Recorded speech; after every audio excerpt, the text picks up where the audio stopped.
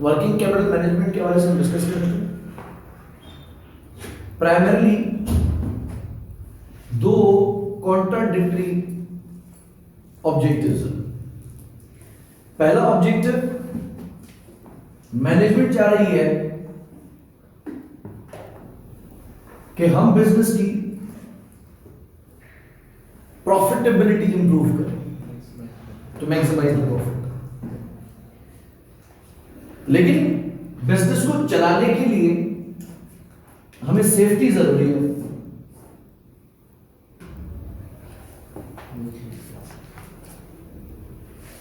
Of course एक चीज पे अगर सेफ्टी कॉम्प्रोमाइज की जाएगी तो बेनिफिट्स मिल सकते हैं।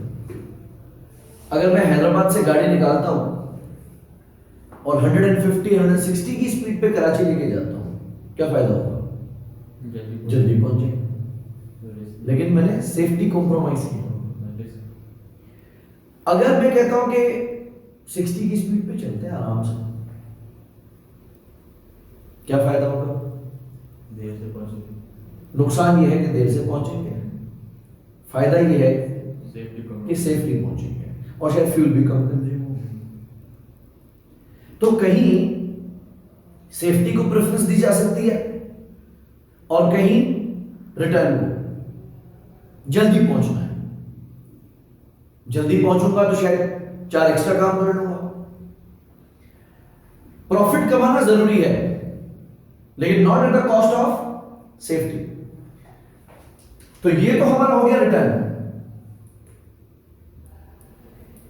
जो कि शेयर होल्डर्स को हमने देना है। और लिक्विडिटी है रिस्क। डेफिनेटली आपके इन्वेस्टर्स ये चाहते हैं कि हमें आप ज्यादा से ज्यादा प्रॉफिट कमा के दें, लेकिन इतनी जल्दबाजी भी नहीं है कि आप मेरा प्रिंसिपल ही डुबो दें। अब हमें इन दोनों को बैलेंस करना है। पहले देखते हैं कि दोनों का इनवर्स रिलेशनशिप कैसे बनता है। अगर मैं ज्यादा करंट एसेट्स रखता हूं as compare to the current liabilities, current ratio, अगर करंट एसेट्स ज्यादा है as compare to current liabilities, तो मेरी लिक्विडिटी पोजीशन स्ट्रॉन्ग है, साउंड है। लेकिन इन्वेंट्री ज्यादा रखना मतलब इन्वेंट्री की होल्डिंग कॉस्ट, रिसीवेबल्स ज्यादा रखना मतलब रिसीवेबल्स की होल्डिंग कॉस्ट, बैड डेट्स का खर्चा। हाँ, ये बात जरूर है कि ज्यादा क्रेडिट पीरियड दूंगा तो ज्यादा सेल्स होगी, ज्यादा सेल्स होगी तो ज्यादा प्रॉफिट होगा। लेकिन उस प्रॉफिट को कमाने के चक्कर में अगर मैं पैसे फंसा दूं, हमारा एग्रीकल्चर का बिजनेस है, लोग ये कहते हैं कि मेरे पास 100 एकड़ जमीन है, उसको आबाद करने में आप मुझे फाइनेंस करें। ये बड़ा बेहतरीन बिजनेस मॉडल चलता है गांव में। उसमें हम क्या करते हैं? मकाते में पेटी वाला सिस्टम। इसमें क्या होता है कि आपके पास 100 एकड़, आप कहेंगे कि मुझे इस जमीन को लेवल करना है, हल चलाना है, तो जो हारी किसान मेरे साथ काम कर रहे हैं उनके पैसे आप मुझे दें। सर बीज लगाना है, बीज भी आप दें। ट्यूबवेल का बिल आएगा, वो बिल भी आप दें। डीजल चाहिए, डीजल भी आप दें। फिर उसको फर्टिलाइजर्स देने हैं, खाद लगानी है ताकि जमीन में जान है, वो खाद भी आप मुझे दें। अगर उनको कोई बीमारी लग गई फसलों को तो उनको अद्वियात लगती है, पेस्टिसाइड्स, वो भी आप दें। और पूरी फसल 100 एकड़ की फंडिंग मैं आपको करूंगा। एंड बाय द एंड क्या होगा कि जैसे आपकी फसल तैयार होगी, आप फसल बेचेंगे, सारे पैसे मुझे क्लियर करेंगे। मुझे इस बात का क्या फायदा है कि अगर आप कैश पे मुझसे बीज खरीदने आते हैं तो पैसे कम होते हैं, लेकिन आपने फसल पे मुझसे बीज खरीदा है तो पैसे कुछ और है। अक्सर ऐसा होता है कि फसल की जो यील्ड होती है ना, आउटपुट, वो अच्छा नहीं आता। यानी जितना पर एकड़ के हिसाब से गंदम निकलनी चाहिए थी, कॉटन निकलनी चाहिए थी, उतना हुआ नहीं पैदावार। बारिशें बेवक्त की हो गई, मौसम ने सपोर्ट नहीं किया, ज्यादा भारी हो गई, पानी नहीं आया इस बार, ड्यू टू एनी फैक्टर्स फसल डूब गई, तो शायद उसके साथ मेरे पैसे।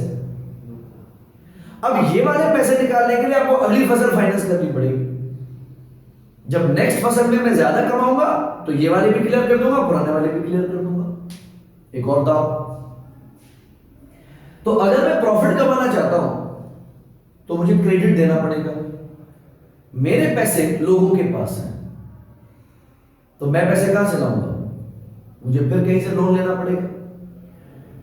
तो ये रिलेशनशिप इनवर्स है।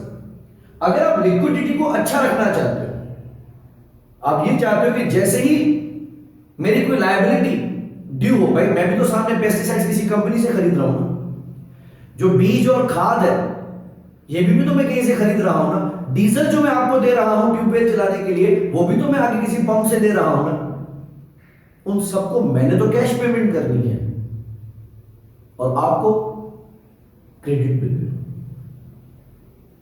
क्यों? प्रॉफिट कमाने के लिए। तो प्रॉफिट कमाने के लिए लिक्विडिटी सफर कर रही है, और अगर लिक्विडिटी अच्छी रखना चाहो तो हमारे गांव में कुछ लोग हैं वो क्रेडिट का काम ही नहीं करते, कैश। उनका ये भी बिलीव है कि क्रेडिट पे सूद है, सही है कि कैश पे पैसे अलग है और क्रेडिट पे पैसे अलग है, तो मतलब सूद है। या उनको इस बात का खौफ है कि यार भले कम बेचो लेकिन पैसा अपना हाथ में होना चाहिए, तो उनका प्रॉफिट कम होता है। लेकिन उनको इस बात का फायदा होता है कि उनको कहीं थर्ड पार्टी से फंडिंग नहीं लेनी पड़ती, वो वही पैसे, दवाइयां, वही बीज, वही खाद जमींदारों को देते हैं, उनको कैश पैसे मिलते हैं, कंपनी को दे देते हैं, बीच में अपना बस जायज मुनाफा रखिए, और हम डबल प्रॉफिट कमा रहे हैं। जो प्रोडक्ट का प्रॉफिट है वो अलग है और जो टाइम का प्रॉफिट है वो अलग है, तो दोनों आपस में कॉन्ट्राडिक्ट तो करेंगे ना। हम अगर लिक्विडिटी को इंप्रूव करना चाहते हैं, इन्वेंट्री ज्यादा रख दी, पैसा फंस गया, और फंसा हुआ पैसा होल्डिंग कॉस्ट है, फाइनेंस कॉस्ट। लोगों को उधार दे दी, मेरा पैसा लोगों के पास फंस गया, मैं कहीं और से लोन लूंगा, मेरी कॉस्ट आ रही है और खुद का पैसा लोगों के पास है। और करंट अकाउंट, बैंक बैलेंस में जो पैसा पड़ा हुआ है उसकी भी होल्डिंग कॉस्ट होती है, क्योंकि वो कुछ कमा के नहीं दे रहा। और इस पूरी कश्मकश में इस बात को जरूर समझिएगा कि मैनेजर अपनी जेब से पैसे नहीं लगा रहा है, मैनेजर खुद तनख्वाह में काम कर रहा है। सीएफओ, फाइनेंशियल कंट्रोलर, सीईओ खुद तनख्वाह में काम कर रहे हैं। तो शेयर होल्डर के पैसे मैक्सिमाइज करने के लिए पैसे लाए कहां से हो? मैंने बॉन्ड इशू किए हैं, मैंने बैंक से ओवरड्राफ्ट लिया है, मैंने बैंक से लोन लिया है, मैंने प्रेफरेंस शेयर्स इशू किए हैं, और मैंने ऑर्डिनरी शेयर होल्डर से पैसा लिया हुआ है। जितने भी कैपिटल एम्प्लॉयड है, लोगों से आपने पैसे लिए हैं, वो सब आपसे रिटर्न मांगते हैं। जिस तरह बैंक की पर एनम फाइनेंस कॉस्ट होती है, प्रेफरेंस शेयर्स की पर एनम डिविडेंड कॉस्ट होती है, एंड ऑर्डिनरी शेयर्स की भी कॉस्ट ऑफ इक्विटी होती है, जो कि हमने हर साल कम से कम उनको देनी ही देनी है। तो आप वो पैसे कहां रख के बैठे हैं? इन्वेंट्री में, रिसीवेबल्स में, करंट अकाउंट, बैंक बैलेंस में। इन्वेंट्री में पड़ा हुआ पैसा क्या कमा के दे रहे हैं? It's just buying your safety की चीज है मेरे पास, स्टॉक आउट नहीं होगा, कस्टमर आएगा तो खाली हाथ वापस नहीं जाएगा। Don't assume at this point कि अगर चीजें महंगी हो गई तो मुझे इस बात का फायदा होगा कि मैंने सस्ती खरीदी हुई होगी। ये कोई फायदा नहीं है, ये तो नुकसान भी हो सकता है। अगर मैं अपनी गाड़ी का पेट्रोल फुल करवा दूं और 15 तारीख के बाद अनाउंसमेंट आती है कि गवर्नमेंट ने पेट्रोल पे 6 रुपए कम कर दिए, तो अब जब आप ये कह रहे हो कि अगर पेट्रोल महंगा हो गया तो मुझे इस बात का फायदा हो जाएगा कि मेरी टैंकी तो पहले से ही फुल है, तो पेट्रोल गिरने के केस में नुकसान भी तो हो सकता है। तो आपने इतना स्टॉक भर के क्यों रखा हुआ? बाइंग योर सेफ्टी कि कस्टमर आएगा, खाली हाथ वापस नहीं जाएगा, फैक्ट्री बंद नहीं होगी, चलती रहेगी। But this is costing you and compromising the profitability. जितना ज्यादा फाइनेंस कॉस्ट होगी, प्रॉफिट उतना कम होगा ऑफ कोर्स। इन दोनों का इनवर्स रिलेशनशिप है। तो हमें प्राइमरली इन पे नहीं, ये डायरेक्ट प्रोपोर्शन होता है ना, इनवर्स को कैसे लिखते हैं, 1 डिवाइडेड बाय करके लिखते हैं। चलो उसको फिर छोड़ देते हैं। अच्छा अब देखिए, एक आ गया working capital investment, that means कितना amount of inventory, receivables and bank balance होना चाहिए। तो इसमें हमने डिस्कस किया था लास्ट लेक्चर में कि एक एटीट्यूड होता है एग्रेसिव। ओवर स्पीडिंग कौन करेगा, एग्रेसिव कि कंजर्वेटिव? एग्रेसिव। उसको बोलेंगे आराम से चला, it's better late than never. वो कहता है कुछ भी नहीं होगा, कंट्रोल में गाड़ी। और जिनको ये लगता है, मुझे एक बंदा बता रहा था कि जो सीखने वाले कच्चे ड्राइवर होते हैं उनको कभी एक्सीडेंट नहीं होता, क्योंकि वो वैसे ही संभल के चला रहे होते हैं। एक्सीडेंट होता ही प्रो लेवल बंदों का है, जो समझते हैं ना हम संभाल लेंगे, एक्सीडेंट होता ही उन्हें। तो जब तक आप कहीं लर्निंग फेज में हो, संभल के काम कर रहे हो, तो एक्सीडेंट के चांसेस कम होगा। एग्रेसिव ज्यादा तवज्जो किसको देगा, सेफ्टी को कि प्रॉफिटेबिलिटी को? लालची बंदा किसको कहते हैं? तो लालच में जब कोई बंदा आ जाता है ना, उसको आप कितने भी फैक्ट्स बताओ कि भाई खा जाएगा, डूब जाएंगे। स्कैम्स जब भी होते हैं, बाज लोगों को दूर से दिख रहे होते हैं स्कैम हो रहा है। ट्रेजर एनएफटी जब चल रहा था, और ये वाहिद स्कीम थी जिसमें लोगों ने जानते हुए कि स्कैम है फिर भी पैसे लगाए, पता था। ये कोई सेंस ही नहीं बन रहा कि एक दिन में 1.5%, 1.8%, 2% का प्रॉफिट आ रहा है। खुद ही खुद बॉट है, मेरी पेंटिंग खरीद रहा है, पेंटिंग बेच रहा है, मुझे प्रॉफिट आ रहा है, लेकिन फिर भी लोगों ने पैसे झोंके। और यही वजह रही कि जब वो स्कैम डिस्कवर हुआ, फटा, तो किसी ने कोई दाद फरियाद भी नहीं की, किसी ने कोई कंप्लेंट भी नहीं की। कोई क्योंकि कंप्लेंट करने जाता तो पहला तो सवाल मेरे ऊपर आता, तू अंध होएगा, तुमने लगाए कैसे ये पैसे? क्या लालची ना, एग्रेसिव। तो एग्रेसिव एटीट्यूड क्या करेगा,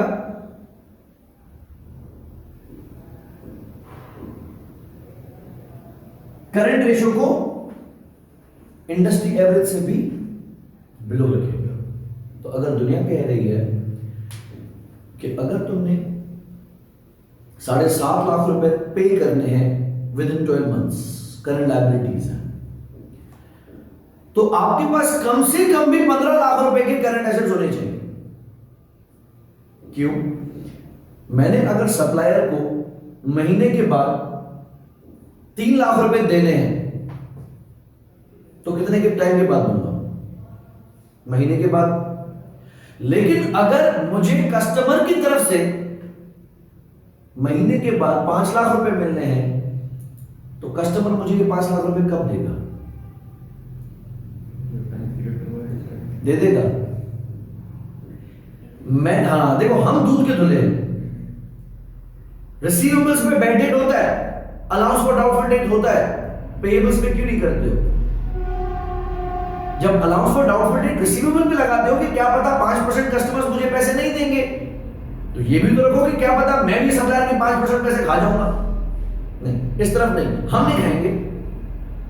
तो मैंने अगर 30 डेज में पैसे देने हैं, तो ये श्योर है कि 30 डेज में पैसे दूंगा। लेकिन अगर कस्टमर की जानिब से आपको 30 डेज में पैसे मिलने हैं, तो ये श्योर नहीं है कि वो 30 डेज में पैसे देगा। अब मैं कहीं बीच में फंस ना जाऊं,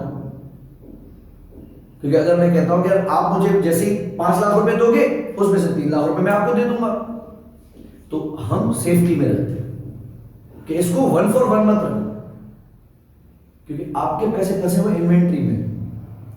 इन्वेंट्री कैश में कन्वर्ट कैसे होगी?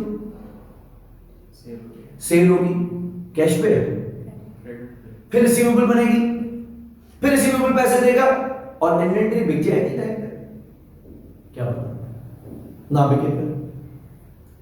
ऐसे केस में हम अपने आप को थोड़ा सेफ रखने की कोशिश करते हैं। 15 लाख रुपए के अगर करंट एसेट्स है और 7.5 लाख रुपए के अगर करंट लायबिलिटीज है तो हम कहेंगे दैट इज फाइन। अगर 15 के 15 ना मिले, 12 लाख मिल गए, 11 लाख मिल गए, 9 लाख मिल गए, तो फिर मेरे पास मार्जिन है कि मैं आपको 7.5 लाख रुपए दे दूं, क्योंकि लिक्विडिटी का मकसद क्या? Ability to pay current obligations when they fall due. तो I am well in position कि मैं आपको 7.5 लाख रुपए टाइम पे दूंगा, राइट? क्योंकि मुझे 15 लाख मिल गए, 15 ना मिलेंगे, 9 मिल जाएंगे, 9 नहीं मिलेंगे, 8 मिल जाएंगे, घबराओ मत। एग्रेसिव क्या करेगा? दाव खेलेगा। अगर करंट रेशियो 2:1 है तो ये मे बी 1.2, 1:1, 0.8:1 पे भी खेल लेगा। करंट लायबिलिटीज पे रिलायंस ज्यादा होगी, क्योंकि वर्किंग कैपिटल यानी करंट रेशियोज का कम है, तो इसकी लिक्विडिटी कॉम्प्रोमाइज रहेगी लेकिन प्रॉफिटेबिलिटी इंप्रूव रहेगी। और दूसरा एटीट्यूड हमने डिस्कस किया था,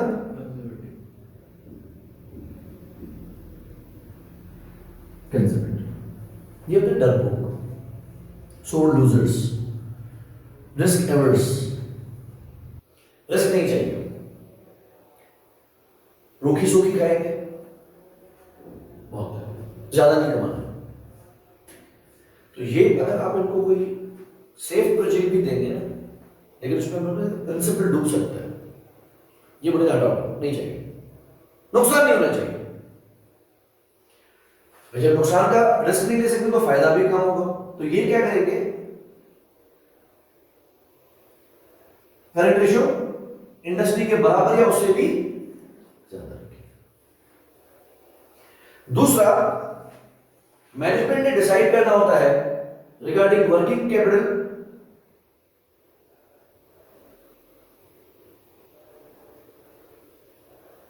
फंडिंग स्ट्रेटेजी। इसकी लॉजिक समझने के लिए जरूरी है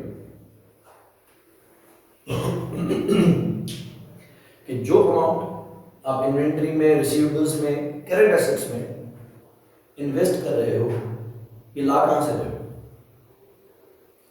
दो मेन ऑप्शंस, या तो मैं शॉर्ट टर्म सोर्सेस से फाइनेंस करूं या तो लॉन्ग टर्म सोर्सेस से फाइनेंस करूं।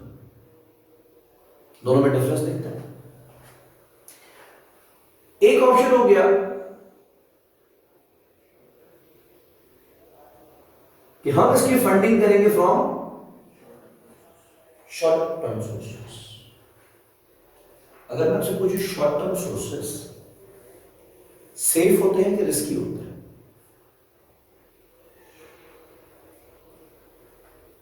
Like bank overdraft is repayable when is the bank overdraft repayable? पैसे आएंगे, ना आए तो? ये आपकी बात सही है कि जैसे ही मेरे पास कैश आएगा तो पहले ओडी खत्म हो जाएगा। मशहूर जमाना है कि overdraft is repayable on demand. BRS पढ़ा ना बैंक रिकंसिलिएशन में, तो उसमें मशहूर है वैसे भी कि bank overdraft is repayable on demand, कि जैसे ही बैंक मैनेजर आपको कहता है कि मुझे पैसे वापस करो, कहीं से भी अब आपको वापस करना है, ओडी ब्लॉक हो सकती है। सेफ है या रिस्की है?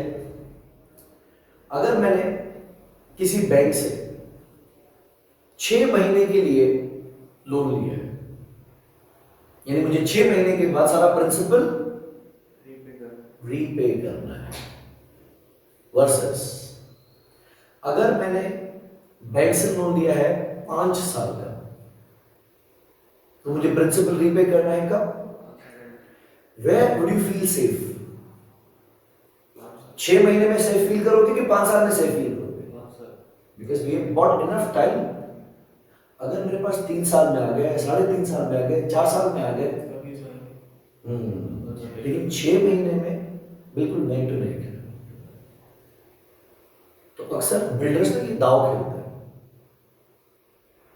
वो ऐसा शो करते हैं कि ये पैसे मैं आपको 3 महीने में वापस कर दूंगा, लेकिन वो बातें फिर हो नहीं पाती, क्योंकि 3 महीने में बड़े सुहाने सपने सच होने थे, लेकिन हुआ नहीं। सीमेंट महंगा हो गया, स्टील महंगा हो गया, लेबर ने स्ट्राइक कर दी, प्रोजेक्ट हो नहीं पाया, एनओसी आ नहीं पाई। तो बोले मुझे क्यों पड़ा 3 महीने का, तो मुझे लगा हो जाएगा सब कुछ। फिलहाल तो फंस गया ना बिल्डर। तो अगर कोई दोस्त आपको कहता है या कोई जानने वाला कहता है कि मैं पहली तारीख में पैसे दे दूँ, जब वो पहली आ ही नहीं रही है तो उसमें भड़कियां क्यों मारी फिरते, टाइम ले लेते मुझसे, बोल देते। तो हम एहतियात हैं, जो अच्छा बंदा होता है ना, जब उसका रेस्टोरेंट का ऑर्डर 20 मिनट में तैयार होने वाला होता है ना, वेटर आपको बोलता है 35 से 40 मिनट लगेंगे। सही, हालांकि पता है मैं 20 मिनट्स में दे दूंगा इसको ऑर्डर, लेकिन अगर 20 बोलूंगा ना तो ये 15 मिनट के बाद मुझे आवाज देना, क्या हुआ भाई तुम्हारे 20 मिनट नहीं हो रहे क्या अभी तक। It's better to buy some time, ताकि आप थोड़ा कंफर्टेबल होकर काम करो। अगर बार बार मुझसे पूछता रहेगा ना, भाई मैकेनिक है, उसके पास गाड़ी लेके गया हूं, या टायर पंक्चर है, उसको बोल रहा है कितने टाइम में तैयार हो जाएगा, उस पंक्चर वाले को पता है कि 20 मिनट में मेरा काम तैयार हो जाएगा, लेकिन फिर भी बोलेगा आधा घंटा तो लगेगा। अगर आधे घंटे तक तुम मुझे बार बार पिन मत करना, चुप करके बैठ जाओ। लेकिन अगर मैं उसको बोले 10-15 मिनट, मुसीबत बाय कर रहे हो भाई, क्यों बोल रहे हो, जब हो नहीं सकता 10-15 मिनट में काम, तो क्यों बोल रहे हो। बात समझ में नहीं। शॉर्ट टर्म सोर्स और लॉन्ग टर्म सोर्स में सेफ कौन सा है, because you are buying ample time to settle, इतने टाइम में तो हो ही जाएगा। शॉर्ट टर्म में आपने अपने सर पे तलवार लटकाई हुई है, किसी टाइम भी गिर सकती है, फिर तो शॉर्ट टर्म की तरफ कोई क्यों जाएगा। अब आप बात करते हैं कि short term and long term में से एक्सपेंसिव कौन सा होगा। बिकॉज जो इन्वेस्टर लॉन्ग टाइम के लिए अपना पैसा टाई अप कर रहा है वो उतना ही ज्यादा रिटर्न मांगेगा। तो अगर मैं बैंक में 5 करोड़ रुपए डिपॉजिट करने जा रहा हूं, लेकिन सिर्फ 1 महीने के लिए, तो manager will not be very happy. लेकिन अगर उसको कहता हूं कि मैं इसको 3 साल के लिए फिक्स करवाना चाहता हूं, वो ऑफिस में बुला के चाय वाय पिला के फिर बोलेगा सर थोड़ा ज्यादा मार्कअप ऑफर कर देता हूं, बिकॉज 3 साल के लिए वो बैंक सुकून में आ जाएगा कि वो मेरे पैसे उठा के किसी को गाड़ी लेके दे सकता है, किसी को घर बनवा के दे सकता है, क्योंकि उसको पता है ये थोड़ी मांगेगा, भी मुझसे मांग ही नहीं सकता, 3 साल के लिए बंधा हुआ। Hence short term sources business के लिए चीपर होते हैं, बट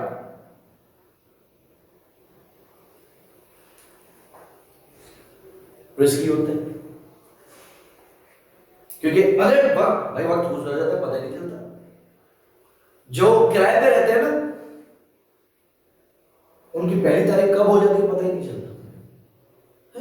महीना गुजर गया, अभी तो रेंट दिया था, मतलब क्या हो गया, अभी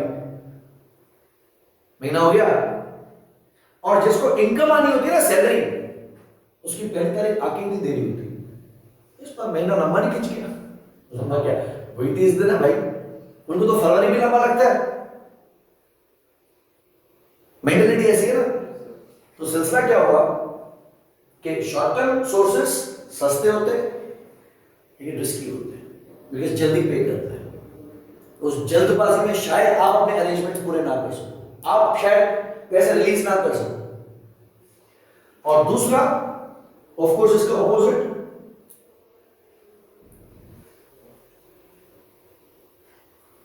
बिजनेस के पास ऑप्शन होता है कि वो अपने वर्किंग कैपिटल को फाइनेंस करें फ्रॉम लॉन्ग टर्म सोर्सेस। जब इन्वेस्टर ने अपना पैसा एक लंबे अरसे के लिए 5-7 साल के लिए फंसाया हुआ है, तो वो 5-7 साल की कंपनसेशन भी मांगेगा, क्योंकि वो अपने पैसों से हाथ उठा रहा है।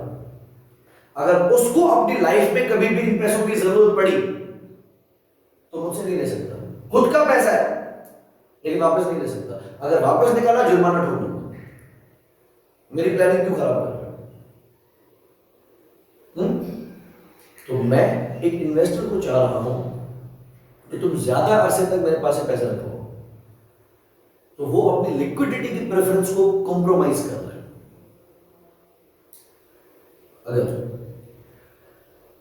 3 महीने पे पैसे रखवाने पे भी मार्कअप सेम है और 5 साल तक पैसे रखवाने के ऊपर भी मार्कअप सेम है, तो वो कितने महीने के लिए, कितने साल के लिए रखवाएगा? वो 3 साल के लिए, 3 महीने के लिए रखवाएगा। बोलेगा 3 महीने के बाद अगर मुझे जरूरत पड़ गई तो रख दूंगा, नहीं तो दोबारा लगा दूंगा, नहीं तो और दोबारा लगा दूंगा, फिर और रिपीट कर सकता हूं ना। तो कम से कम मैं फ्लेक्सिबल तो हूं। अगर 5 साल के लिए मैं वही 12% पे आपके पास पैसे रखवा दूं, 3 महीने पे भी 12% पर एनम मिल रहा है, 5 साल के ऊपर भी 12% पर एनम मिल रहा है, तो ये तो गुनाह बेनज़र था कि पैसों से हाथ भी उठा लूं और 5 साल के लिए फंस भी जाऊं और मार्कअप भी वही। तो फिर मैनेजर कहता है कि नहीं भाई काम कर देना, अगर 3 महीनों के लिए रखवा रहे हो तो 12% पर एनम, अगर 5 सालों के लिए रखवा रहे हो तो हम आपको 13.6% पर एनम के हिसाब से पे करेंगे। वो कहेगा हाँ अब बात समझ में आ रही है, आप फिक्स कर दो 5 साल के लिए। अब अगर इसको अपने पैसे चाहिए भी ना तो नहीं ले सकता मुझसे, क्योंकि आपने 5 साल की कसम खाई है मेरे साथ, और अगर इस 5 सालों में बीच में कभी भी तुमने मुझसे पैसे वापस लिए तो मैं पेनल्टी चार्ज करूंगा। क्लियर हो गई बात?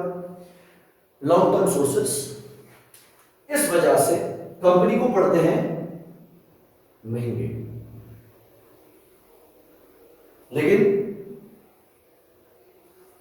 कंपनी को इस बात का फायदा हो जाता है कि इसकी रीपेमेंट जल्दी ड्यू नहीं होने वाली है।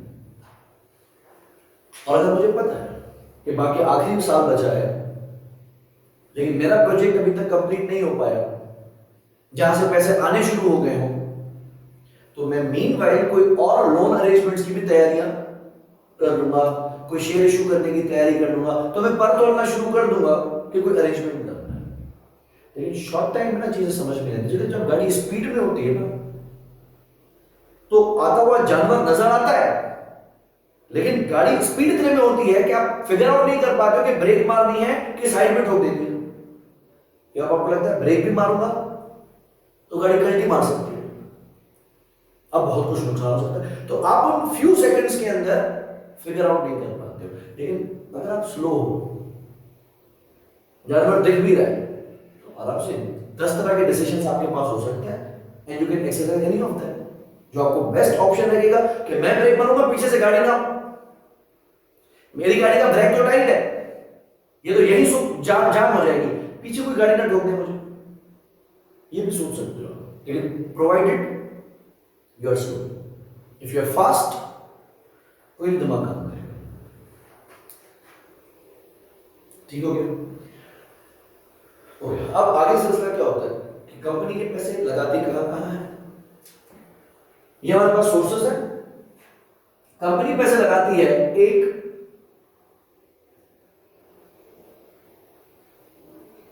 नॉन करंट एसेट्स में,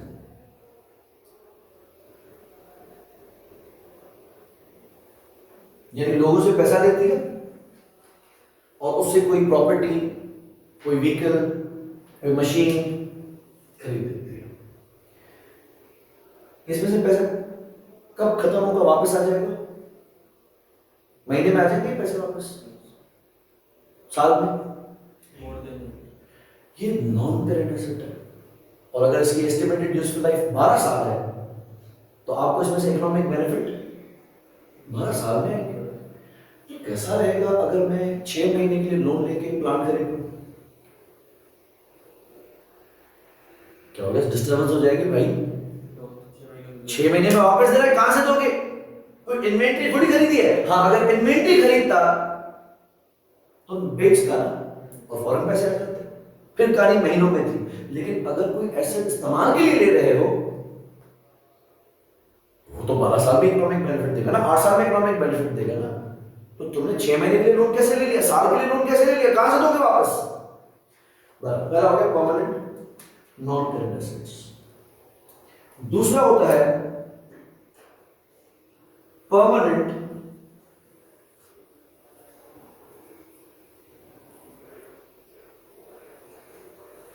वर्किंग कैपिटल।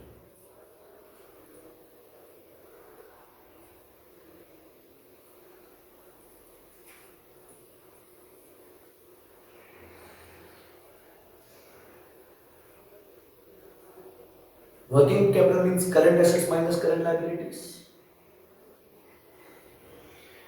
करंट एसेट्स में एक एलिमेंट ऐसा होता है जो मिनिमम होता है, इतना तो रहेगा ही रहेगा।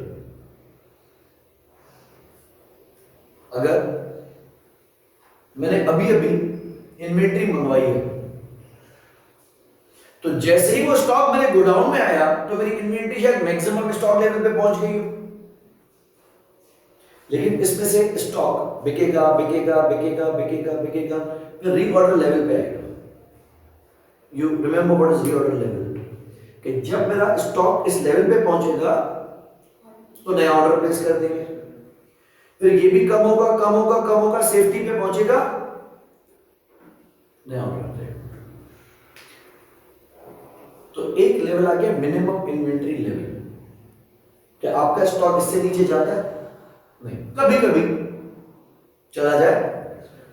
वो अमाउंट ऑफ वर्किंग कैपिटल जो मिनिमम रिसीवेबल्स को हमने खुद से 30 दिन का टाइम दिया हुआ है, और वर्किंग कैपिटल मैनेजमेंट का एक रूल है, if supplier allows you 30 days to pay,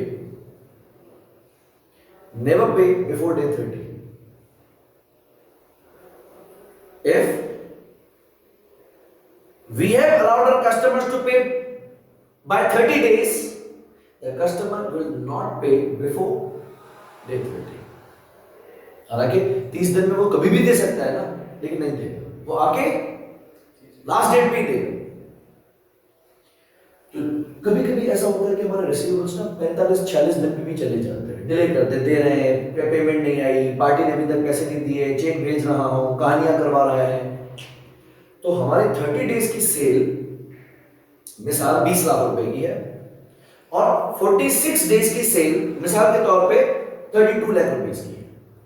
20 lakh मैंने खुद उसको कहा हुआ है कि इतना टाइम तो मैं तुम्हें नहीं बोलूंगा, लेकिन कभी कभी वो 32 लाख पे भी चला जाता है। तो 20 लाख को क्या कहा जाएगा? यानी जिस लेवल से आपके करंट एसेट्स कभी भी नीचे नहीं आने वाले, उस लेवल को कहा जाता है permanent working capital. In this case the minimum level of working capital, minimum. तीसरा पार्ट आता है फ्लक्चुएटिंग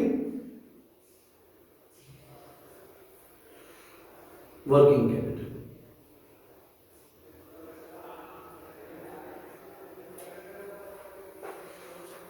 फ्लक्चुएटिंग का मकसद मैंने अभी बात की,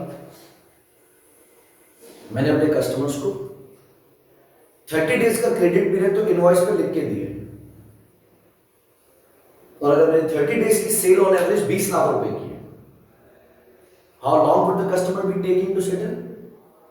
30 डेज। यानी 20 लाख रुपए तो बेटा आपके फंसे ही फंसे रहेंगे, क्योंकि यही कस्टमर जब पुराना इनवॉइस क्लियर करेगा तो नया इनवॉइस जनरेट करवाएगा। तो आपके 20 लाख से कम आने वाली पोजीशन नहीं है, लेकिन आपका कंट्रोल लूज होने की वजह से कस्टमर को भी पता चल गया कि क्या करेगा, इतना बिजनेस दे रहा हूं, भाग रहा हूं क्या, और हम उनके ऊपर पेनल्टीज भी नहीं लगा पा रहे, क्योंकि डिपेंड करता है कि स्ट्रॉन्ग कौन है। अगर मेरा प्रोडक्ट इतना स्ट्रॉन्ग है कि कस्टमर तड़प रहा है खरीदने के लिए, तो फिर इशारे मेरे होंगे स्टेप्स कस्टमर्स के, नाचेंगे वो, मैं नहीं। जिस तरह नेस्ले कभी भी क्रेडिट नहीं देता, चाहे कितना बड़ा स्टोर आपका हो, इम्तियाज हो, चेजअप हो, कैश पहले होगी, प्रोडक्ट बाद में डिलीवर होगा। क्यों? यूनिलीवर का प्रोडक्ट है, क्योंकि कस्टमर प्रोडक्ट को पहले देखेगा, सेलर को बाद में। अगर आपका प्रोडक्ट थोड़ा थका हुआ है तो आपके ऑल्टरनेट की तरफ, कॉम्पिटिटर की तरफ कस्टमर इजीली स्विच कर जाएगा। लेकिन जब प्रोडक्ट नेस्ले का है और वो अवेलेबल नहीं है तो कस्टमर बोलेगा यहां से चलो कहीं और से ले लेते हैं। किसी और कंपनी की चाय की पत्ती होगी तो शायद बोलेगा ये नहीं है, इसी से दूसरी ले लेते हैं। वहां पे कस्टमर थोड़ा चौड़ा हो जाता है, मतलब खैर तुम्हारा प्रोडक्ट मैं नहीं रखूंगा। लेकिन जब सुपर स्टोर को पता चल रहा है कि ये प्रोडक्ट मेरे पास ना होने पे मेरी सेल डैमेज होगी, फिर वो हाथ जोड़ता है, फिर रिश्ता चल के आता है, खींचते नहीं है। नेस्ले, यूनिलीवर कुछ जिनकी प्रोडक्ट स्ट्रेंथ बहुत पक्की है वो क्रेडिट नहीं देते। और जहां सेलर चाहता है, सप्लायर चाहता है क्या डिस्प्ले कर भाई, फिर वहां वो टेक्निकल नाचना चाहते हैं कि पैसे नहीं है भाई। फिर हम बोलते हैं चलो भाग में दे देना यार, 2 महीने के बाद पैसे देना, पैसे भाग रहे हैं क्या। अब क्या होता है कि अगर मेरा प्रोडक्ट कुछ ऐसा है कि कस्टमर से अब जब 30 दिन हो गए पेमेंट चेज कर रहा हूं, अक्सर आप कभी जनरल स्टोर्स पे जाओगे ना तो जुमेरात पे देखना, थर्सडे पे हर 10 मिनट के बाद कोई ना कोई बंदा चिप्स वाला हाजिर लगाएगा, सर पेमेंट हो जाएगी आज जुमेरात तक। कोल्ड ड्रिंक्स वाला आएगा, सर वो पेमेंट हो जाएगी। केचप वाला आएगा, सर वो बिल था छोटा सा।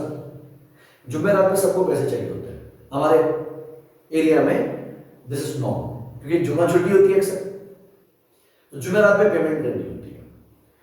तो अगर कस्टमर एक जनरल स्टोर पर परचून की दुकान चल रही है ना, तो अक्सर उसको कहता है कि बाद में कर लेंगे, अभी सर पर खाओ, कितना बिल है 50 का, चलो 10,000 लेके जाओ, बाकी बाद में करते हैं, तो तड़पाएंगे।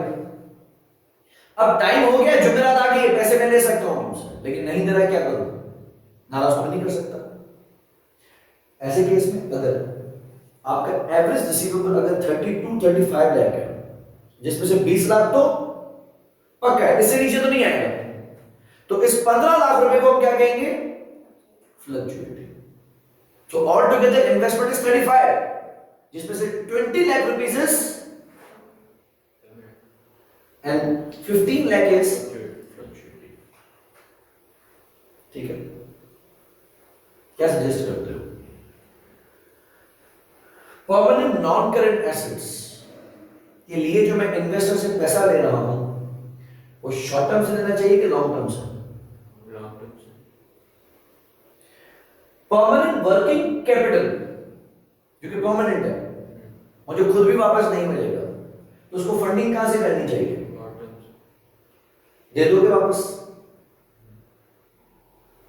कहां से वापस करोगे? ये तो आपका मिनिमम स्टॉक लेवल है, ये तो आपका मिनिमम रिसीवेबल है। मिसाल के तौर पर मैं आपको अपनी कैंटीन का ठेका देता हूँ कि भाई आप संभालो जाके हमारी कैंटीन। तो आपने देखा कि कैंटीन को पहले भरो तो सही, तो कुछ आइटम्स हैं, कोल्ड ड्रिंक्स हैं, कोई फ्रोजन आइटम्स आपने रख दिए, कोई चिप्स आपने रख दिए, कोई बिस्किट्स रख दिए। आपने देखा कि जितनी डे की सेल है, मिसाल अगर कैंटीन की डेली सेल 9,000 रुपये हो मिसाल, तो आप ये कहते हैं कि महीने भर का सामान तो 9,000 per day multiply by 30 days, 2,70,000, यानी करीबन 3 लाख रुपए का माल आपके पास होना चाहिए। स्टूडेंट आते सर मेरा खाता खोल दें, रोज रोज ना पापा कैश नहीं देते, मेरा खाता बना दे, तो जितना भी मैं आपके पास कंजम्पशन करता जाऊं पहली दूसरी तारीख में ले लेना। अगर आप स्टूडेंट को ये फैसिलिटी देते, अब आप खाते बना, चीजें बिक रही हैं, पैसे किताबों में जा रहे हैं, कुछ कैश सेल होगी। अब अगर आपके 2,70,000 का माल बिक चुका है, 18 खाली है, 3 लाख में बिक गया होगा, 30,000 रुपए का प्रॉफिट भी तो रखा होगा, लेकिन 3 लाख रुपए है कहां? बुक्स में। अब सप्लायर से मजीद माल खरीदने जाना है, कैसे? तो सप्लायर से क्रेडिट मांग लो कि मैं तुम्हें 15 दिन में देता हूं, चल जाएगा भैया। परमानेंट पार्ट ऐसा जो कि कभी क्लियर नहीं होगा, इतना स्टॉक तो आपने रखना है। देखो कैंटीन जीरो तो नहीं करनी थी ना, तो आप महीने की पहली तारीख तक तो नहीं जा सकते थे, क्योंकि आखिरी दिनों की सेल ही डिस्टर्ब हो जाएगी। आधे महीने के अंदर कोई चिप्स खत्म हो गई, कोई च्युइंगम खत्म हो गया, कोई छालियां खत्म हो गई, कोई कोल्ड ड्रिंक्स खत्म हो गई, आपको तो रिप्लेनिश करनी है ना बीच में। तो वो अमाउंट ऑफ इन्वेंट्री जो कि मिनिमम रहेगा वो परमानेंट है। कहां से फाइनेंस करना चाहिए? शॉर्ट टर्म से करना मुश्किल हो जाएगा अब, क्योंकि मुझे ये पैसे वापस करने हैं, जबकि मुझे वो पैसे वापस मिलने ही नहीं, राइट? तो परमानेंट को फाइनेंस करना चाहिए फ्रॉम, हाँ, बाकी फ्लक्चुएटिंग वाला पार्ट है तो शॉर्ट टर्म से ये आएगा जाएगा। जैसे ये पैसा आएगा मेरा ओडी क्लियर हो जाएगा। लेकिन अगर ये पार्ट आपने ओडी से लिया तो ओडी जीरो कैसे होगा? ये पैसा तो मैं खुद नहीं देख रहा हूं। फंडिंग में 3 अप्रोचेस आती हैं। पहली अप्रोच है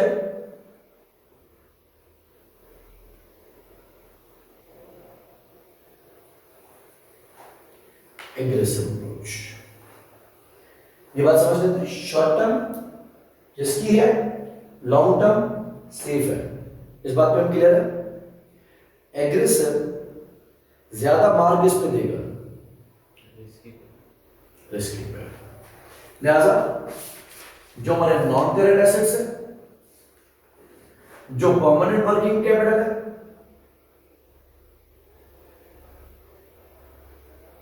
और जो फ्लक्चुएटिंग वर्किंग कैपिटल है,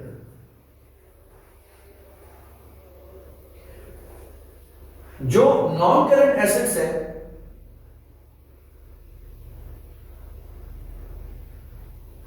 वो तो ये लॉन्ग टर्म हो जाएगा।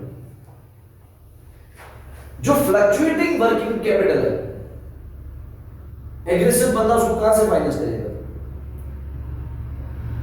इसकी ज्यादा प्रेफरेंस शॉर्ट टर्म होगी कि लॉन्ग टर्म होगी?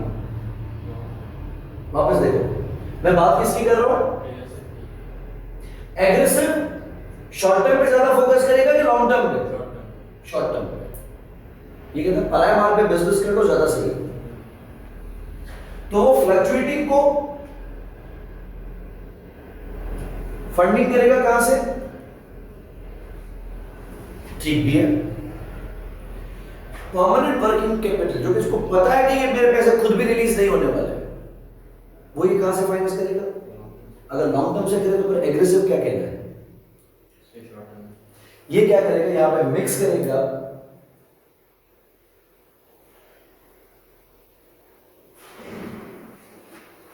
तो परमानेंट वर्किंग कैपिटल में अगर इसकी इन्वेस्टमेंट 45 लाख रुपए की ऑन एवरेज है, इन्वेंट्री प्लस रिसीवेबल्स को मिला के, तो इसमें से कोई 30 लाख रुपए अगर लॉन्ग टर्म से उठाता है तो 15 लाख शॉर्ट टर्म से लेगा, मिक्स करेगा। दूसरा इसमें एटीट्यूड आता है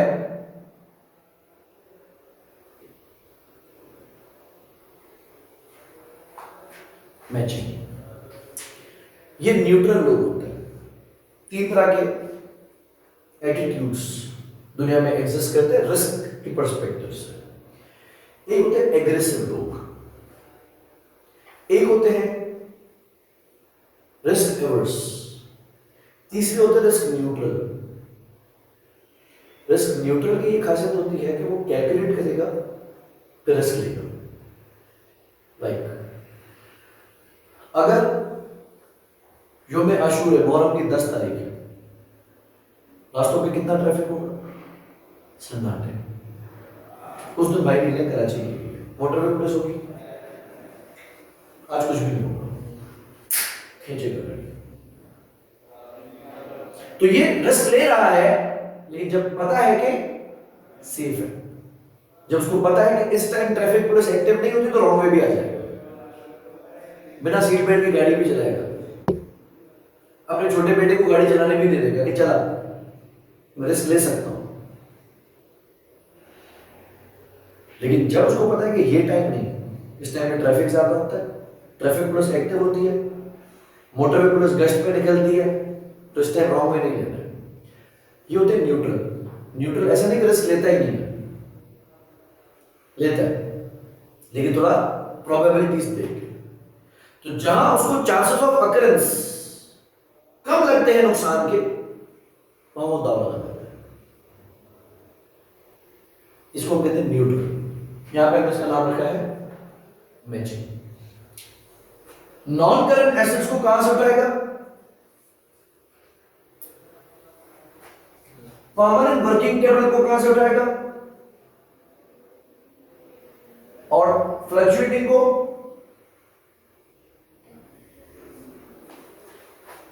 जो मुनासिब है कि जहां मेरे पैसे खुद मुस्तकिल फंसे हुए हैं तो उसकी फाइनेंसिंग भी मुस्तकिल सोर्स से होनी चाहिए, लॉन्ग टर्म सोर्स से होनी चाहिए। लेकिन जहां मेरे पैसे खुद वक्ती तौर पे फंसे हैं, आर्जी तौर पे फंसे हैं, तो वो फंडिंग भी आर्जी सोर्स से करो। ठीक है, bank overdraft and bank loan में डिफरेंस है। ओवरड्राफ्ट की खासियत ये होती है कि वो फ्लोटिंग होता है। मिसाल, अगर मुझे बैंक ओवरड्राफ्ट की 6 करोड़ रुपए की लिमिट है तो बैंक पूरे 6 करोड़ रुपए में मार्कअप नहीं चार्ज करेगा।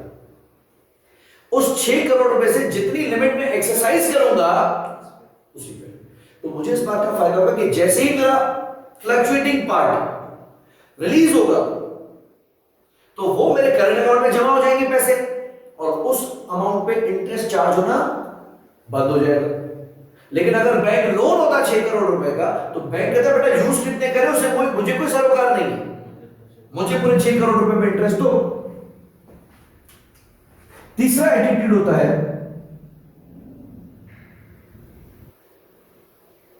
कंजर्वेटिव। भले 10 बोलो, घर से निकलेंगे, हेलमेट लगाएंगे बाइक पे, लाइसेंस चेक करेंगे, गाड़ी के कागजात उठाए, सीट बेल्ट हो तो बाइक पे वो भी पहन लेते भाई, ग्लव्स, हर चीज सेफ्टी, फिर भी गाड़ी को 40-50 की स्पीड से चलाते रहेंगे। और जैसे चलो लेट हो रही है, कुछ जल्दी नहीं, पहुंच जाएंगे आराम से। ये कंजर्वेटिव होता है। ये रिस्क का नाम सुनते ही काम जाता है, डर जाते हैं नहीं नुकसान ही बचे, एक्सीडेंट ना हो जाए। आजकल जिस तरह हम देखेंगे बहुत सारी मदर्स पेरेंटिंग में, बहुत सारी मदर्स क्या होगी, वो कंजर्वेटिव होगी। जब उनको कहा जाता है कि बच्चे को छोड़ो, घर से बाहर निकलेगा, 4 दोस्त बनेगा, खेलेगा, कोई मारेगा, किसी को कूट के आएगा, नहीं नहीं नहीं नहीं, बैठो मेरे घर पे बैठो, तो बड़ा फोन दे दो। पता है कि इससे ग्रोथ नहीं होगी मुझे, लेकिन फिर भी कहते हैं यार नहीं, आजकल हालात सही नहीं। देखा नहीं कराची में क्या हुआ, वो सीसीटीवी आई थी। आजकल भाई लोग ऐसे हो गए, तो आजकल आजकल आजकल के डर में उनका एटीट्यूड क्या हो गया। नेचुरली जो फीमेल की फीलिंग होती है वो इमोशनल होती है, जो मर्द होता है वो कहता है कि थोड़ा चल निकल बाहर, धक्के खा, क्या हो जाएगा। लेकिन मदर कहती है नहीं, जीरो रिस्क, बच्चे के ऊपर जीरो रिस्क। कंजर्वेटिव एटीट्यूड, डरपोक। ये नॉन करंट एसेट्स को कहां से उठाएंगे? यकीनन लॉन्ग टर्म से। परमानेंट वर्किंग कैपिटल को कहां से उठाएंगे? नहीं, ये भी लॉन्ग टर्म से, क्योंकि इनकी ज्यादा तरजीह क्या है, तो ये लॉन्ग टर्म पे रिलायंस, यहां तक कि जो फ्लक्चुएटिंग का पार्ट है ना,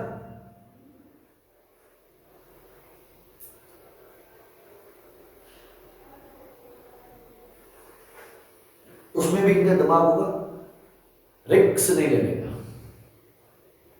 बिल्कुल नहीं। इससे इनकी प्रॉफिटेबिलिटी सफर करेगी, क्योंकि एक्सपेंसिव सोर्स की तरफ जा रहा है, but they are buying safety. Chelsea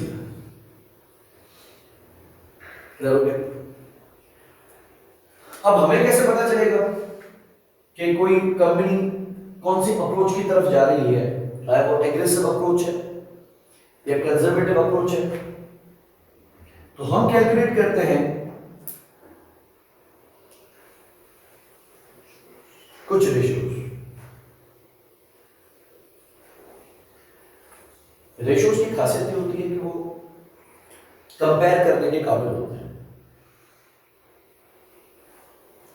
एक हम बिजनेसेस का कैलकुलेट करते हैं करंट रेशियो।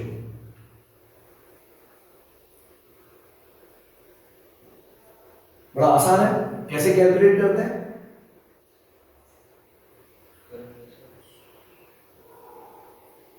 किसी भी बिजनेस के पास कितने करंट एसेट्स हैं, इसको तकसीम करते हैं बाय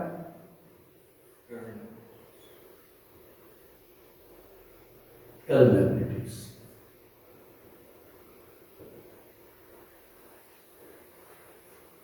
करंट एसेट्स अगर ज्यादा है तो लिक्विडिटी अच्छी, प्रॉफिटेबिलिटी कम। और अगर करंट रेशियो कम है तो प्रॉफिटेबिलिटी अच्छी होगी, क्योंकि हमने पैसे बिलावा जाके करंट एसेट्स में नहीं फंस रहे। ये बात याद रखिएगा, करंट एसेट में पैसे फंसाने का कोई खास फायदा नहीं होता, लेकिन नुकसान को टालने के लिए होता है। मैं अगर आपसे पूछूं कि इन्वेंट्री खरीद के क्यों रखनी चाहिए, क्या फायदा है स्टॉक खरीद के रखने का? कस्टमर आएगा, उसको टाइम पे चीज अवेलेबल मिलेगी, स्टॉक आउट नहीं होगा। फायदा नहीं है, लेकिन नुकसान को टालना है। रिसीवेबल कैसे क्रिएट होता है? क्या सुपर स्टोर के ऊपर रिसीवेबल्स होंगे? नहीं। तो सुपर स्टोर रिसीवेबल क्रिएट कैसे होता है? क्रेडिट से। If a business does not offer credit at all, मैंने आपको गांव के कुछ लोग बताए जो कि क्रेडिट ऑफर ही नहीं करते, तो उनके पास रिसीवेबल्स नहीं है। सवाल ये उठा कि रिसीवेबल का जन्म कैसे होता है? तो रिसीवेबल्स पैदा होते हैं क्रेडिट सेल से। क्रेडिट सेल का क्या फायदा? ज्यादा सेल होगी। और अगर आपका कॉम्पिटिटर क्रेडिट दे रहा है और आप क्रेडिट नहीं दे रहे हो, तो कस्टमर कंपटीटर के पास चला जाएगा। तो मजबूरी है, मुंह दे रहे हैं। हम करंट रेशियो को देख सकते हैं कि अगर किसी कंपनी का करंट रेशियो लेट्स से 1.8:1 है, तो इसको देख के हमें अंदाजा लगाना है कि वो एग्रेसिव जा रहा है या कंजर्वेटिव जा रहा है। तो जब इस रेशियो को कंपेयर किया जाएगा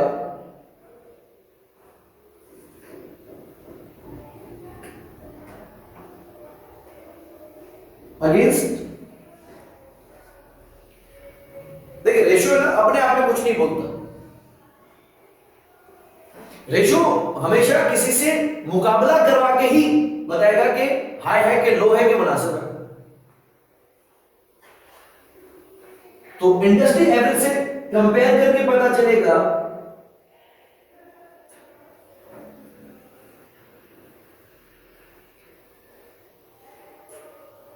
कि बिजनेस की इन्वेस्टमेंट स्ट्रेटेजी क्या है। अगर इंडस्ट्री के मुकाबले में इसका करंट रेशियो हाई है तो कहां जा रहा है? कंजर्वेटिव की तरफ जा रहा है। लेकिन अगर इंडस्ट्री के मुकाबले में इसका करंट रेशियो लो है, ठीक हो गया। ये देखने के लिए कि फंडिंग स्ट्रेटेजी क्या है, इंडस्ट्री से कंपेयर करने की जरूरत नहीं है। इसके लिए आप सिर्फ और सिर्फ क्या करेंगे, हम कंपेयर करेंगे long term versus short term internally.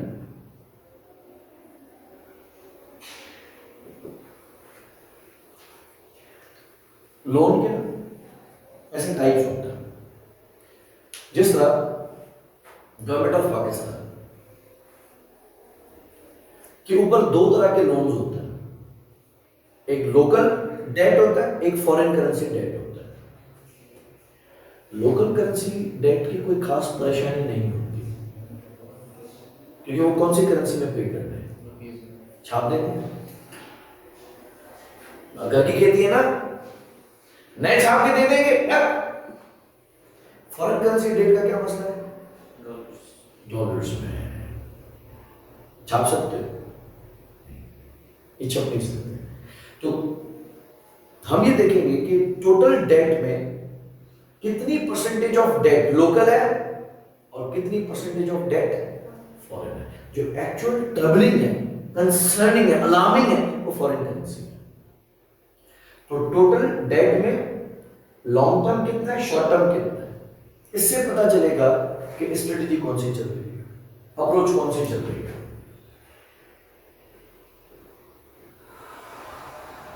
किसी और को देखने की जरूरत, तो एक प्राइम डिफरेंस, इन्वेस्टमेंट एग्रेसिव है या कंजर्वेटिव है, ये देखने के लिए आप अपने रेशियोज को कंपेयर करेंगे इंडस्ट्री के रेशियोज से।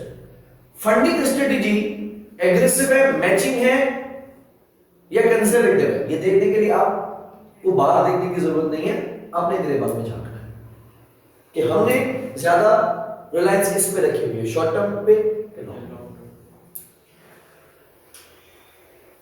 हम इसके बाद कैलकुलेट करते हैं वर्किंग कैपिटल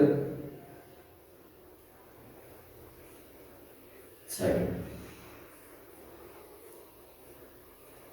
इसको ऑपरेटिंग साइकिल भी कहा जाता है और उसको कैश साइकिल भी कहा जाता है।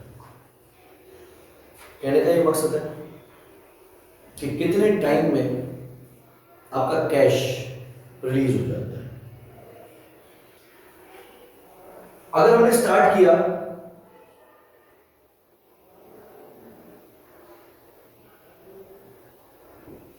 परचेज ऑफ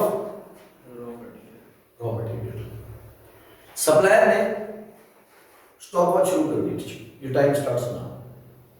अगर सप्लायर ने हमें 30 डेज का टाइम दिया, तो जैसे ही उसने रॉ मटेरियल डिलीवर किया, उसने घड़ी चालू कर दी, पूरा टाइम शुरू। आप सब्र तो करो, अभी इसको पकाऊं तो बोले वो तुम्हारा मसला। अब रॉ को हम कन्वर्ट करेंगे इनटू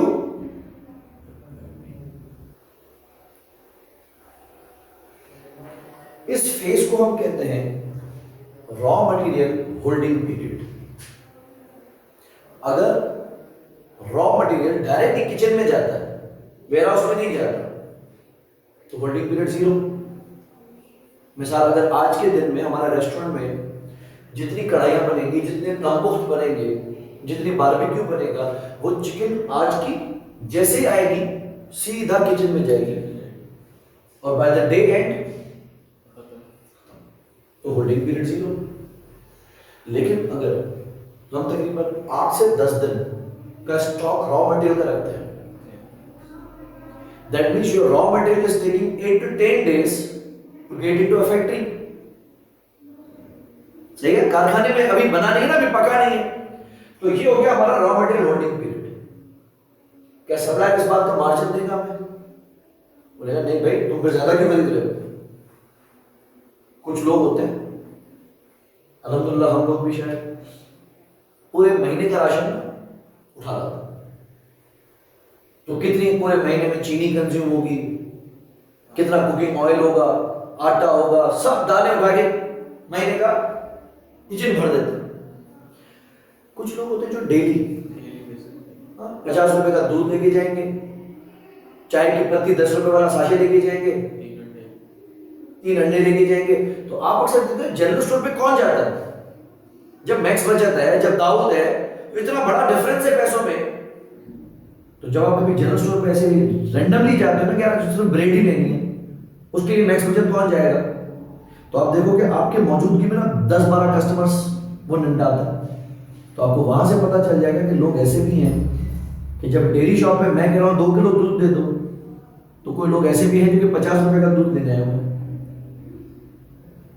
वो ये कहते हैं कि मैं भर के क्यों रखूं, हम तो ये चाहते हैं काम कर थोड़ा दूध फ्रीज करके रख लेते हैं, पड़ा रहेगा बिकॉज यू गॉट इनफ। ये वो है जो कि आज के दिन 50 रुपए का पेट्रोल ही डलवाना है, 100 रुपए का पेट्रोल ही डलवाना है, हम कहते हैं टैंकी फुल कर दे, इज वे गॉट इनफ।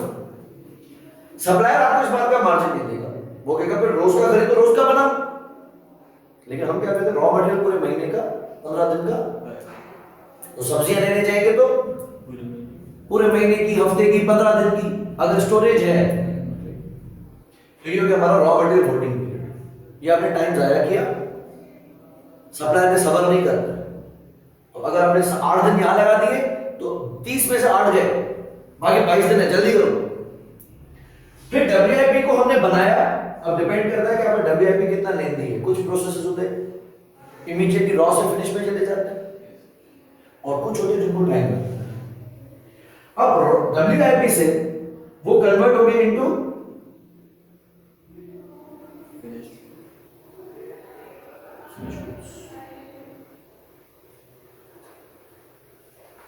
अब फिनिश गुड बन गया।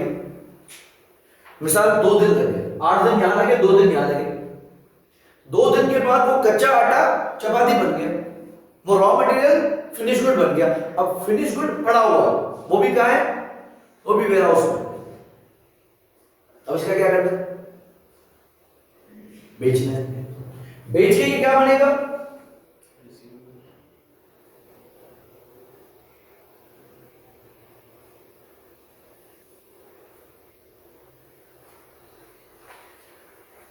क्या जिस दिन बना उसी दिन बिका?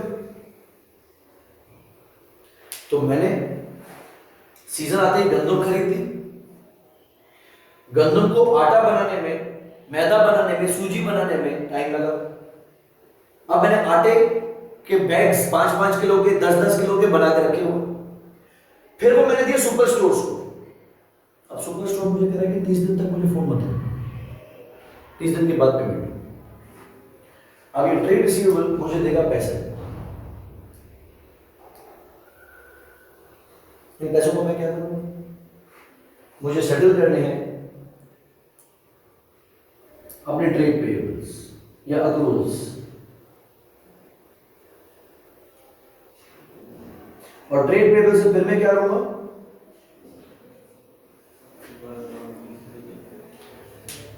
अगर मुझे सप्लायर ने 30 दिन का टाइम दिया और मैं इस पूरे प्रोसेस को 18 दिन में निपटा लेता हूं, तो इससे पहले कि सप्लायर मुझसे पैसे मांगे, पैसे मेरे पास पहले ही आ चुके हैं। जब मैंने आपको सुपर स्टोर का मॉडल बताया था, सुपर स्टोर्स के पास आते ही फिनिश गुड्स है ना, रिटेल है, उनको इस बात का फायदा होता है कि अगर मैंने इस महीने में किसी कंपनी से महीने का टाइम लिया है और 2.5 करोड़ रुपए का माल लिया है, तो ये 2.5 करोड़ रुपए का माल शायद 18-19 तारीख तक मेरा बिक जाएगा। किस पे बिकेगा? कैश पे बिकेगा। मेरे पास 18-19 लाख करोड़ तैयार है, सॉरी 2.5 करोड़ तैयार है। जब भी सप्लायर मांगेगा मैं तो दे दूंगा। लेकिन अगर ये प्रोसेस लेंदी चला जाता है तो यहां से 30 दिन का टाइम है, 8 दिन यहां, 2 दिन यहां, 10 गए। 10 के बाद अगर 5 दिन में सामान बिकने में लग जाता है, 15 दिन चले गए, और अगर कस्टमर मुझसे 45 डेज ले जाता है, 60 दिन लग जाएंगे मुझे इस रॉ को कैश बनाने में।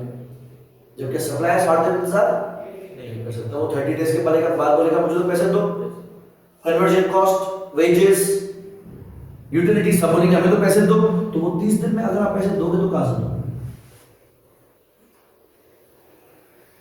किसी न किसी सोर्स से फंडिंग करनी पड़ेगी, शॉर्ट टर्म से या लॉन्ग टर्म से आपको फाइनेंसिंग करनी पड़ेगी। फाइनेंसिंग को कम करने के लिए कोशिश करो इन्वेस्टमेंट कम कर दो, या फिर वर्किंग कैपिटल साइकिल को तेज कर दो, गो फास्ट। अगर खुद ही पैसे निकाल लेती है तो किसी और से पैसे लेने की जरूरत। मिसाल के तौर पे कैंटीन में आप क्या करते हो? आप बोलते हैं नो क्रेडिट, उधार एक जंग है इसीलिए बंद है, वो कश्मीर की आजादी तक उधार बंद, आज नकद कल उधार। वो उधार एक जादू है, मैं आपको दूंगा, आप गायब हो जाओगे। आपने ऐसे ऐसे प्रोवर्ब्स लिख दिए कि लोगों के दिल पे लग गया, बोला से उधार लेनी है। आपने बोला बस मुझे मुर्शिद ने मना किया कि किसी को उधार मत देना, क्लियर हो गया। इससे क्या होगा कि आपको कहीं और से लोन लेने की जरूरत नहीं, क्योंकि आपको स्टूडेंट्स कैश में पैसे दे रहे हैं, आपको अपना पैसा है ना, मैं बिना वजह किसी थर्ड पार्टी से पैसे क्यों लूं? लेकिन अगर आप उधार भी दे रहे हो, कैंटीन में माल भर भर के भी रख रहे हो, तो अगर आपने कहा कि यार महीने के एंड तक बिला वजह खत्म हो जाता है, एक काम करना, मैं 2 महीने का माल उठा लेगा, 2 महीने की चिप्स, कोल्ड ड्रिंक्स, पेटीज सब मंगा कर। तो मसला हो कि जहां 1 महीने की सेल 3 लाख रुपए की थी, 2 महीने का माल 6 लाख रुपए का हो जाएगा, तो आपके 6 लाख रुपए फंस गए बिकने तक। फिर अगर स्टूडेंट ने आपसे 30 डेज और ले लिए, आपके पैसे तो फंसते जाएंगे। तो आप अगर इस साइकिल को किसी तरीके से मैनेज कर लेते हो ना, तो आपको थर्ड पार्टी से फंडिंग लेने की जरूरत। This is what we refer as the working capital management. Fair? हमारे सिलेबस में इसके रेशियोज हैं: inventory holding period, WIP holding period, finish good holding period, receivable collection period, payables payment period and cycle calculated. फिर आपको कोई strategy suggest करेगा या पूछेगा कि अगर मैं इस तरीके से करूं तो मेरी साइकिल पे कितना फर्क पड़ेगा। मिसाल के तौर पे मैं अगर इनको क्रेडिट को कैश डिस्काउंट ऑफर करना शुरू कर दूं और मेरे कस्टमर से 60% कस्टमर्स डिस्काउंट अवेल कर लेते हैं, तो मुझे जल्दी पैसे दे देंगे, तो मेरी साइकिल और रिड्यूस हो जाएगी। तो ऐसे कुछ तरकीब करवा के आपसे पूछेगा कि अब मुझे वर्किंग कैपिटल के लिए कितना लोन चाहिए। ठीक है, नेक्स्ट क्लास में सी क्वेश्चंस।